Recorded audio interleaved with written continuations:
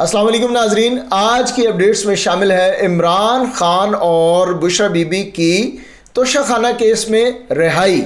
ये बहुत बड़ी खबर है और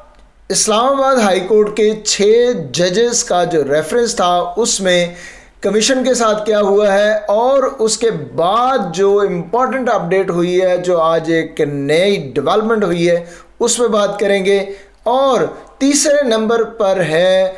नवाज शरीफ साहब का किसान कार्ड पर मुंह। और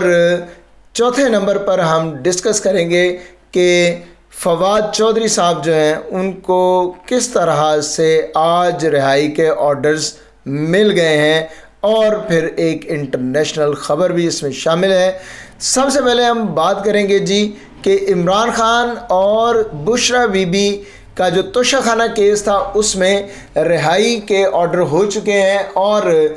उसमें पेशरफ्त क्या हुई है और वहाँ पर क्या कुछ हुआ। वहाँ पर जी जो नैब प्रोसिक्यूटर हैं, जो नैब के वकील थे, उन्होंने कहा जी कि ये केस तो है ही मुअत्तली का, इस केस में जान नहीं है। तो तोशाखाना केस में साबिक वज़ीर आज़म इमरान खान और इनकी अहलिया बुशरा बीबी की सज़ा मुअत्तल कर दी गई। अदालत ने रिहा करने का हुक्म दे दिया। तफसीलात के मुताबिक तोशाखाना नैब रेफरेंस में बानी PTI चेयरमैन इमरान खान और बुशरा बीबी की सज़ा के ख़िलाफ़ अपील पर समाअत हुई, जहां चीफ जस्टिस आमिर फ़ारूक और जस्टिस मियां गुल हसन औरंगज़ेब ने समाअत की। समाअत में अदालत ने इस्तफ़सार किया कि आज अपील समाअत के लिए मुकर्रर है, मरकज़ी अपील शुरू नहीं करेंगे। अगर आप चाहते हैं तो सज़ा मुअत्तली पर दलाइल दे सकते हैं। इस मौके पर जस्टिस मियां गुल हसन औरंगज़ेब ने नैब प्रोसिक्यूटर से इस्तफ़सार किया कि नैब सज़ा मुअत्तली पर कोई मौक़िफ़ पेश करना चाहता है या नहीं। तो जवाब में नैब प्रोसिक्यूटर ने कहा कि फ़ैसले का जायज़ा लिया है, ये सज़ा मुअत्तली का केस है और हमें सज़ा मुअत्तली पर कोई एतराज़ नहीं है, ताहम अपीलें अभी नहीं सुनी जा सकती। ताहम इमरान खान के वकील ने सदा की कि सज़ा मुअत्तली के साथ सज़ा का फ़ैसला भी मुअत्तल किया जाए, जिस पर जस्टिस मियां गुल हसन औरंगज़ेब ने कहा कि वो मामला सुप्रीम कोर्ट में है, अभी इसको छोड़ दें। बादज़ा तोशाखाना नैब केस में इस्लामाबाद हाई कोर्ट ने बानी चेयरमैन तहरीक इंसाफ इमरान खान साहब और इनकी अहलिया बुशरा बीबी की सज़ा मुअत्तल करके ज़मानत पर रिहा करने का हुक्म दे दिया। तो ये एक बहुत बड़ी पेशरफ्त है नाज़रीन। इसमें मैं जो सबसे एक अहम पहलू पेश करने वाला हूँ वो ये है कि अब जिस तरह पहले ही ये बयान किया जा चुका है कि ये जो सज़ाएँ दी गई हैं ये सबको पता है, रोज़ रोशन की तरह आया है कि इनमें किस तरह जानबदारी का मुजाहरा हुआ। लेकिन जो सबसे अहम बात इसमें ये है कि ये सज़ाएँ अब ज़्यादा देर रहने वाली नहीं हैं और इस सज़ा में जैसे कि तोशाखाना की जो सज़ा है इस केस में कुछ था ही नहीं। तो अब जो बाकी 3 केसेस हैं जिनमें साइफ़र है, इद्दत का केस है और 160 मिलियन पाउंड वाला केस है, तो ये केसेस जो हैं ये अब जल्द अज जल्द ये भी उड़ेंगे इंशाअल्लाह ताला। जैसे ही किसी भी हाई कोर्ट में ये लगेंगे उसके बाद इनका बचना नामुमकिन है और ये हमें नज़र आ रहा है कि जल्द अज जल्द इमरान खान साहब जो हैं वो सियासत के उफ़क़ पर सामने आने वाले हैं। अभी तक हमें जो नज़र आ रहा था वो यही था कि रोशनी तो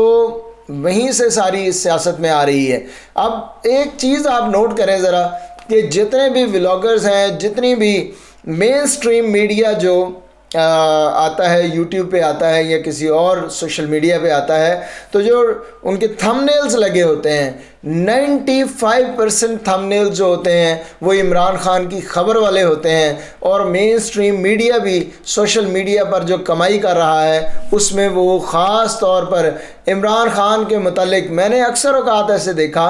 कि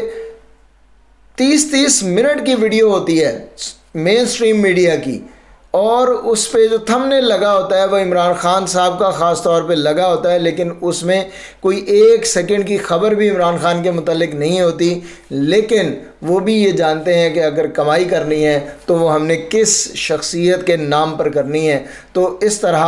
انشاءاللہ تعالیٰ ابھی آنے والے دنوں میں ہم بہت ساری چیزیں دیکھنے والے ہیں۔ تو ناظرین، 6 ججز، ہائی کورٹ کے 6 ججز کا جو خط ہے اس کے بعد جو بننے والا کمیشن جسٹس ریٹائرڈ تصدق حسین جیلانی صاحب کے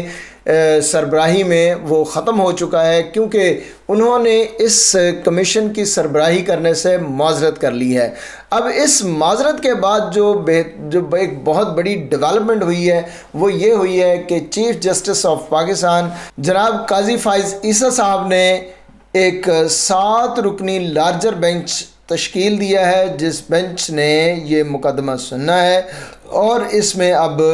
جو ہائی کورٹ کے 6 ججز ہیں اسلام آباد ہائی کورٹ کے، وہ پیش ہوتے ہیں یا اپنے نمائندگان بھیجتے ہیں، اپنے وکلا بھیجتے ہیں۔ اب اس پر بدھ کے روز 11 بجے صبح اس پر جو ہے وہ کارروائی ہوگی۔ اب یہ ایک بہت بڑی ڈیولپمنٹ ہوئی ہے، کیونکہ اس میں اب جو ججز ہیں جب وہ آتے ہیں سپریم کورٹ میں، وہ اپنا کیا موقف رکھتے ہیں، وہ اس کو فل کورٹ لے جانا چاہتے ہیں یا وہ یہ سمجھتے ہیں کہ اس میں 7 ججز کا جو بینچ ہے وہ ناکافی ہے۔ یہ ساری باتیں بھی امکانات ابھی ہو سکتے ہیں، اور یہ اونٹ اب ایک جو کروٹ بیٹھنے والا ہے، یہ کروٹ اتنی آسان کروٹ نہیں ہوگی۔ اب اس میں پاکستان کے بہت سارے ادارے جو ہیں وہ متحرک ہوں گے اور اس کو کسی نہ کسی طرح سے مینیج کیے جانے کا بھی امکان ہے، لیکن یہ خبر فہد شہباز صاحب دے چکے ہیں کہ 6 ججز میں سے ایک بھی جج اب بیٹھنے والا نہیں ہے، کیونکہ یہ سب لوگ یہ ایک مصمم ارادہ کر چکے ہیں کہ اب ہم نے پیچھے نہیں ہٹنا ہے۔ تو دیکھیے اب کیا ہوتا ہے جی، کیونکہ ایک نئی ڈیولپمنٹ آ چکی ہے، 7 رکنی ایک لارجر بینچ بنا ہے، لیکن یہ بینچ جو ہے یہ فل کورٹ میں بدل سکتا ہے، کیونکہ پہلے ہمیشہ جو پی ڈی ایم کی حکومت ہے، پی ڈی ایم 0 ہو، پی ڈی ایم 2 ہو، پی ڈی ایم 1 ہو، یہ ہمیشہ کہتے رہے ہیں کہ فل کورٹ ہونا چاہیے، ہر معاملے میں فل کورٹ ہونا چاہیے۔ اس کے بعد جی آگے ہم چلتے ہیں جی، نواز شریف صاحب کا منہ جو ہے اس پر کافی بحث ہوئی ہے، اور جو ایک اپلیکیشن آئی تھی کہ نواز شریف صاحب کی جو تصویر ہے وہ کسان کارڈ پر نہیں ہونی چاہیے، اور یہ عوام کے پیسوں سے اپنی تشہیر بند کرے پنجاب حکومت اور مسلم لیگ نون، تو اس پر شہری نے اپنی جو درخواست دی ہوئی تھی وہ اس نے واپس لے لی اور اس درخواست کو نپٹا دیا گیا۔ اب یہ درخواست کیسے واپس ہوئی یقیناً یہ ہم سب جانتے ہیں، اور پاکستان میں اور خاص طور پہ اس وقت پنجاب میں کوئی بھی چیز ناممکن نہیں ہے۔ تو صورتحال جو ہے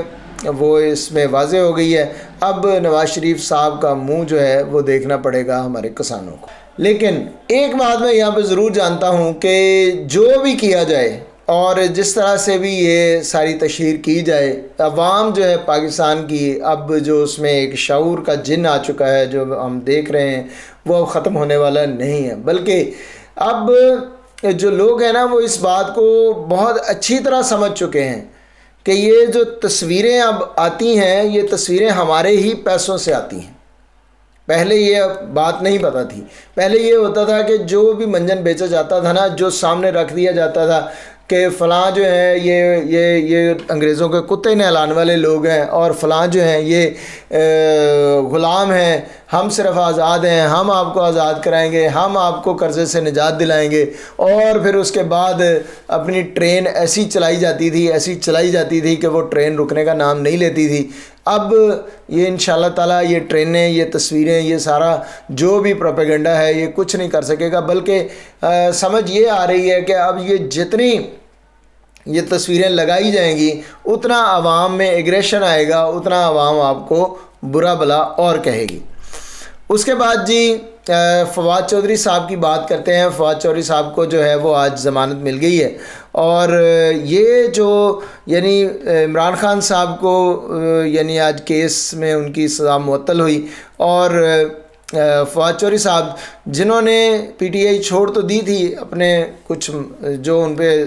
تشدد ہوا یا جس طرح بھی وہ مجبور ہوئے، لیکن دوسری پارٹی جوائن کرنے کے بعد بھی انہوں نے جوائن نہیں کی. اسی لیے یہ جو ان کی گرفتاری تھی یہ بھی اسی کا اس کی ایک کڑی تھی کہ وہ اس نئی پارٹی کا حصہ بننے کے لیے بھی تیار نہیں تھے، اور وہ ریزسٹنس ان کی برقرار رہی کسی نہ کسی حد تک، تو پھر ان کو دوبارہ جیل لے جانا پڑا. لیکن آج ان کی جو رہائی ہے اس پہ جو جج صاحب کے جسٹس عامر فاروق صاحب کے جو ریمارکس ہیں وہ آپ کے سامنے رکھ دیں گے تو آپ کو پتہ چل جائے گا کہ ہواؤں کا جو رخ ہے وہ تھوڑا سا تبدیل ہو رہا ہے. تو کہتے ہیں جی اس پر اظہار برہمی کرتے ہوئے چیف جسٹس صاحب نے ریمارک دیے، چیف جسٹس عامر فاروق صاحب نے، کہ نیب نے شواہد لیے بغیر لینے سے پہلے ہی بندے کو کیسے گرفتار کر لیا، اور نیب کے پاس فواد چودھری کے خلاف سب سے مرکزی شواہد کیا ہیں. اسی دوران نیب پروسیکیوٹر کے سپریم کورٹ کے فیصلے کا حوالہ دینے پر بھی چیف جسٹس ہائی کورٹ برہم ہوئے اور کہا کہ سپریم کورٹ کو چھوڑیں، پہلے شواہد تو بتائیں. تو اس کا مطلب ہے کہ ہواؤں کے رخ کہیں نہ کہیں جو ہیں وہ تبدیل ہیں. اس کے بعد آخری ایک خبر آپ کے ساتھ شیئر کریں گے ایران سے. ایران میں ایک قبیلہ ہے بہائی، اور یہ جو بہائی ہیں یہ نان مسلم ہیں، یہ اقلیت ہیں. ان کے حوالے سے جو ہے وہ امریکہ میں باقاعدہ ایک جو ہے وہ آج امریکی سینٹ میں اس پر کافی بات چیت ہوئی ہے، اور ان کے جو وہاں پر کوئی حقوق ہیں وہ مسلوب ہو رہے ہیں. یقیناً دنیا میں کہیں بھی جو ظلم ہے وہ نہیں ہونا چاہیے. تو اس پر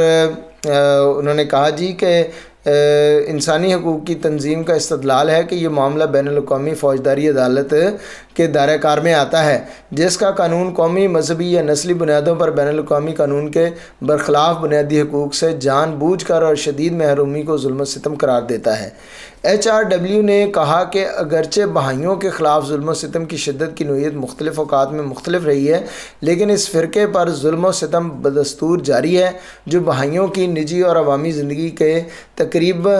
تقریباً تمام پہلوؤں کو متاثر کرتا ہے. اقوام متحدہ نے ایران میں انسانیت کے خلاف جرائم کا پتہ کیسے چلایا؟ ایرانی حکومت ظالم ہے. نوبل انعام یافتہ نرگس محمدی نے یہ کہا. اس میں کہا گیا ہے کہ اسلامی جمہوریہ بہائی عقیدے کے ماننے والوں کے خلاف شدید دشمنی رکھتی ہے اور اقلیتوں پر